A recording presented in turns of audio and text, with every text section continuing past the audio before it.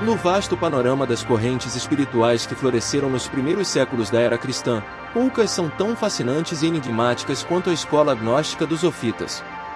Emergindo nas sombras da antiguidade tardia, em um período de intenso fervor religioso e filosófico, os Zofitas representam uma das mais intrigantes expressões do gnosticismo, uma corrente espiritual que desafiou as interpretações ortodoxas do cristianismo nascente e propôs uma visão radicalmente diferente da criação, da divindade e do destino humano. O nome Zofitas deriva do grego Pophis, que significa serpente, revelando de imediato o elemento central e mais controverso de sua doutrina, a veneração da serpente como símbolo de conhecimento e libertação.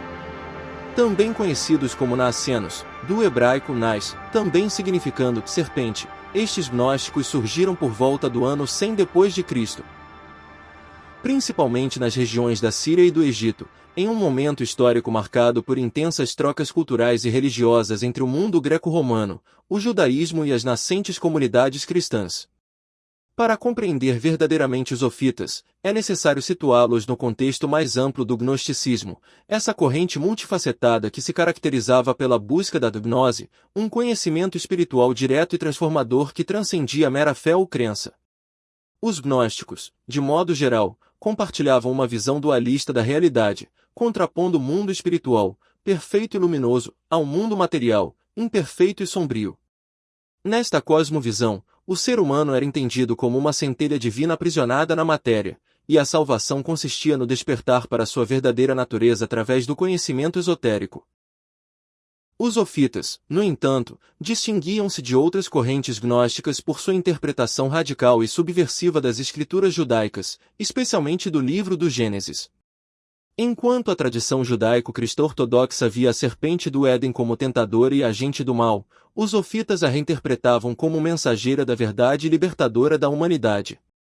Para eles, a serpente não era vilã, mas heroína da narrativa edênica, aquela que ofereceu a Adão e Eva o fruto do conhecimento, desafiando as proibições de um Deus criador que eles consideravam imperfeito e até mesmo malévolo.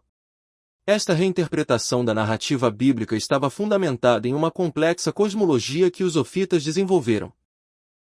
Segundo os relatos que chegaram até nós através dos escritos de seus críticos, principalmente Irineu de Lyon, Hipólito de Roma, Tertuliano e Orígenes, os Zofitas acreditavam que o mundo material não havia sido criado pelo Deus supremo e transcendente, mas por uma divindade inferior e ignorante chamada Demiurgo, identificado com Jeová, o Deus do Antigo Testamento.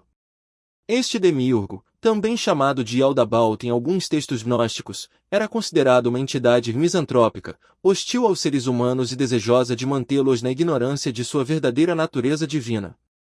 Na cosmologia ofita, acima do Demiurgo existia uma hierarquia de seres espirituais emanados do Deus verdadeiro e transcendente.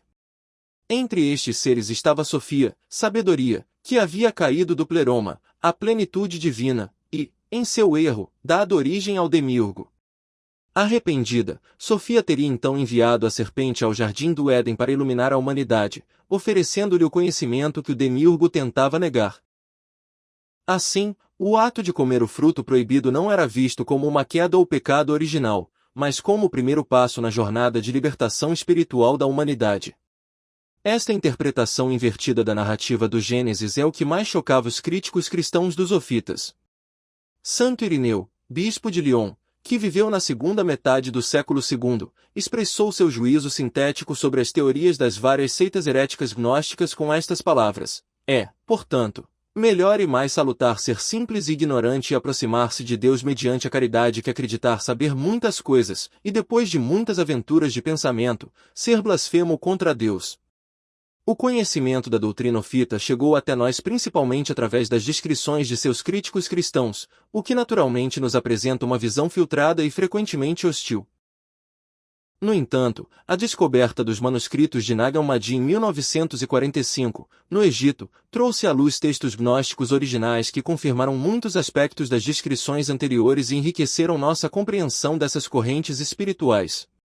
Entre estes textos, a Hipóstase dos Arcontes, um tratado em língua copta encontrado no Códice II de Nag Hammadi, apresenta elementos que ressoam com a doutrina ofita, particularmente em sua reinterpretação da narrativa do Gênesis e na visão da serpente como portadora de conhecimento. Os ofitas desenvolveram uma rica mitologia e um sistema ritual próprio. Segundo os relatos de seus críticos, eles realizavam cerimônias nas quais a serpente desempenhava um papel central, simbolizando o princípio da vida e do conhecimento. Hipólito menciona que os naacenos possuíam um ou mais livros sagrados, que supostamente continham os discursos comunicados por Tiago, irmão de Jesus, a Mariamne, possivelmente Maria Madalena. Estes textos, segundo ele, continham tratados de natureza mística, filosófica e devocional, em vez de uma exposição cosmológica sistemática. É possível que o nome Naacenos seja uma romanização de Nazoretim ou Essênios, e a retenção da forma hebraica mostra que suas crenças podem representar os primeiros estágios do gnosticismo. Os naacenos, os setianos, os mandianos, os peratas e os borboritas são considerados como seitas ofitas, embora Hipólito os considere entre os primeiros a serem chamados simplesmente de gnósticos, alegando que somente eles teriam atingido as profundezas do conhecimento.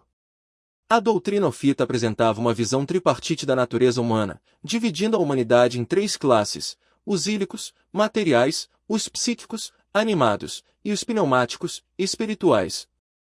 Apenas os pneumáticos, aqueles que haviam recebido a gnose, poderiam alcançar a salvação completa, retornando ao pleroma após a morte. Esta divisão da humanidade em categorias espirituais era comum a várias correntes gnósticas, mas os ofitas a integravam em sua particular reinterpretação da narrativa bíblica. Um aspecto fascinante da doutrina ofita é sua relação com outras tradições religiosas e filosóficas da antiguidade.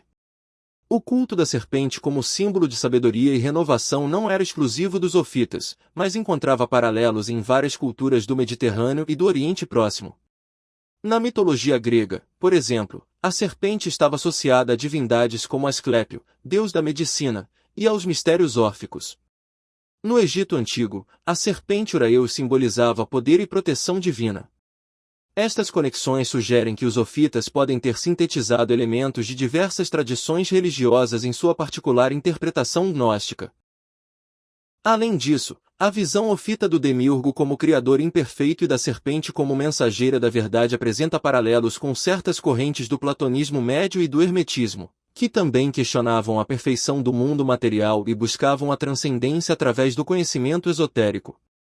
Esta confluência de influências filosóficas e religiosas faz dos ofitas um fascinante objeto de estudo para compreender as complexas interações culturais do mundo mediterrâneo nos primeiros séculos da era cristã. A atitude dos ofitas em relação à ética e à prática espiritual é outro aspecto intrigante de sua doutrina. Enquanto algumas correntes gnósticas, como os valentinianos, desenvolveram elaborados sistemas éticos e práticas ascéticas, os relatos sobre os ofitas são mais ambíguos.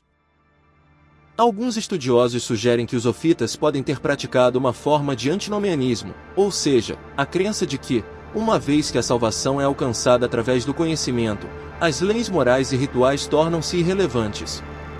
No entanto, outros argumentam que a ênfase na gnose implicava uma transformação interior que naturalmente levaria a uma conduta ética superior. A escassez de fontes primárias e a natureza fragmentada dos relatos de seus críticos tornam difícil uma avaliação definitiva de suas práticas éticas. Em suma, os ofitas representam um capítulo intrigante e complexo na história do gnosticismo e do cristianismo primitivo. Sua reinterpretação radical da narrativa do Gênesis, sua veneração da serpente como símbolo de conhecimento e libertação, e sua cosmologia dualista os distinguem de outras correntes gnósticas e os colocam em oposição direta à ortodoxia cristã. Embora grande parte do nosso conhecimento sobre os ofitas venha de seus críticos, a descoberta dos manuscritos de Nag Hammadi e a contínua pesquisa acadêmica tem permitido uma compreensão mais matizada e aprofundada de suas crenças e práticas. Os ofitas, com sua visão subversiva e sua busca por um conhecimento transformador, continuam a fascinar e a desafiar nossa compreensão das complexas paisagens religiosas e filosóficas da antiguidade.